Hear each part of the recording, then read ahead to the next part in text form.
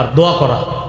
আল্লাহ তাআলা বলেন ওয়াকালা রাব্বুকুম উদউনি আস্তাজিব লাকুম, তোমাদের রব বলেন তোমরা আমাকে ডাকো আমি তোমাদের ডাকে সাড়া দিই। তোমরা আমার ডাকো, আমার কাছে তোমরা দোয়া করো, আমি তোমাদের ডাকে সাড়া দিই। বলেন আল্লাহ, হে আল্লাহ।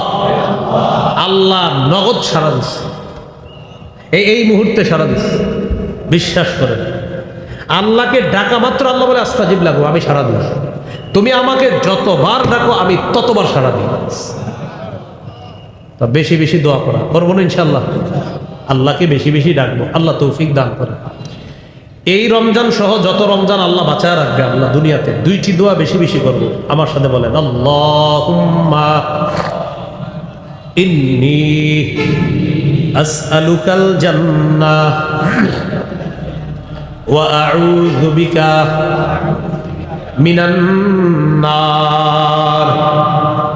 হে আল্লাহ, আপনার কাছে জান্নাত চাই, জাহান্নাম থেকে পানা চাই। ভাই আমার আপনার এই দোয়াটা যদি কবুল হয়েই যায়, মৃত্যুর পর জান্নাত পেয়েই গেলাম। দোয়া করেন, বেশি বেশি দোয়া করেন। বর্তমানে এমন ফতুয়া চলতেছে মানে দোয়ার ব্যাপারে, আপনার আমি কাউকে বলছি না, কিন্তু দোয়ার ব্যাপারে এতটা মানে আপনার বাড়াবাড়ি যে এখন মানুষ দোয়া করা ভুলে গেছে। সবাই এসে খালি বলে হুজুর ওই টাইমে দোয়া করবো, ওই সময় করবো। মানে এই প্রশ্ন করতে করতে আপনি জিজ্ঞাসা করেন গত 2 বছরও কখনোই দোয়া করে নাই।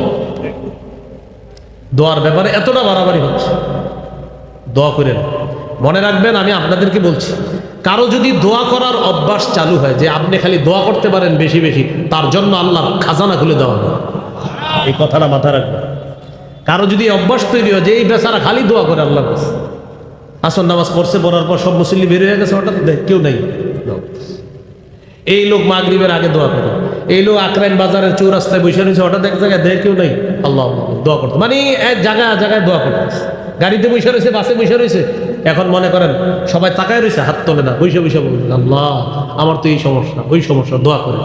আবার রাতের বেলা সফর করতেছে, সবাই ঘুমাইতেছে গাড়িতে বাসে, ওই টাইমে দেখে কেউ তো দেখতেছে না। আবু দাউদের 1488 নম্বর হাদিসে আছে, হাত তোলেন, তোলার পর বুক বরাবর হাত উঠান, কায়মন বাক্যে ভিখারির মতো বলতে থাকেন আল্লাহর কাছে। দোয়া করা যার ভাগ্যে নসিব হয়ে গেছে, আসমানের খাজানা তার জন্য করে দেওয়া।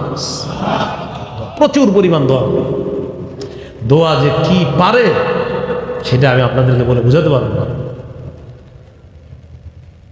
আল্লাহ তৌফিক দান করে।